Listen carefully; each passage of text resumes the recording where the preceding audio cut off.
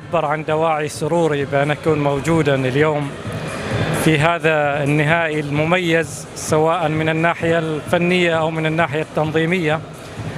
وللأمانة كانت المباراة عند موعدها، ونبارك لفريق الواسط، وأيضا نقول هارد لك لفريق الرديدة. وفي الحقيقة أستغل الفرصة من أجل الإشادة بكل هذه الجهود التي بذلت من أجل تنظيم هذا النهائي المميز. وهذه الليلة بالفعل كانت تليق بهذا النهائي.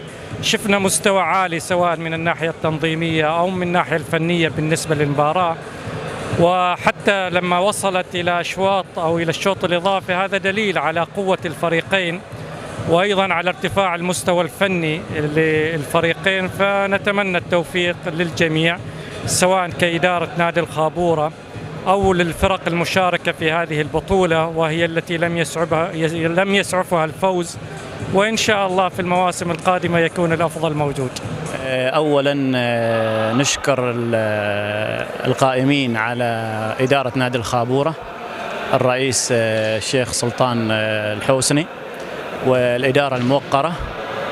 ثانيا نشكر جميع اللجان المنظمة في هذه البطولة وإخراجها بهذا المستوى الطيب كتنظيم أول بطولة في الصالة الجديدة بنادي الخابورة. ثانيا نشكر الطاقم التحكيمي اللي استطاع أنه يدير جميع هذه المباريات وإخراجها إلى بر الأمان. أيضا نشكر الفرق الفائزة والمشاركة معنا في هذه البطولة، ونشكر فريق الواسط وفريق رديدة في المباراة الختامية على المستوى الفني والمستوى الطيب، ودعم الفريقين بلاعبين على مستوى عالي في منتخبات السلطنة.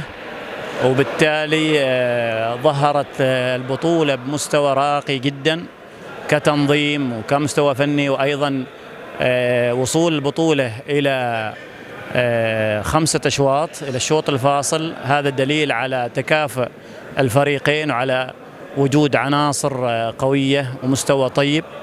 نشكر الجميع. أيضا وجود جمهور غفير جدا ملأ الصالة بالكامل، هذا دليل على حب الولاية لهذه اللعبة وجماهير الولاية. أيضا هذا مما جعل بطولة راقية من جميع النواحي، من ناحية التنظيم، من ناحية الإدارة، من ناحية التحكيم، من ناحية الجمهور. نشكر أيضا الضيف على تكرمه وحضوره هذا الختام.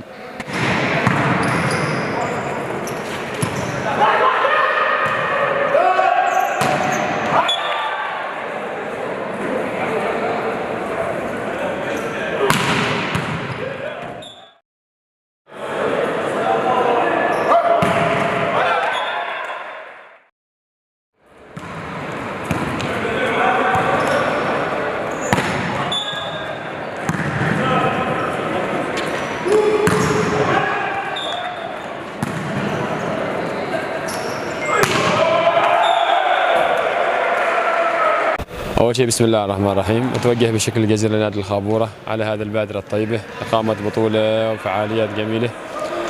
وأتوجه أيضا بشكل لشركة سراج على دعمها لهذه البطولة، وأتوجه بشكل الفرق والمشاركة. صراحة كان مستوى البطولة مستوى طيب، قدم فريق رديدة بنخبة اللاعبين اللي يمتلكهم مستوى جبار، وفريق الواسط ما شاء الله اجتذب لاعبين قويين وقدر يحقق البطولة.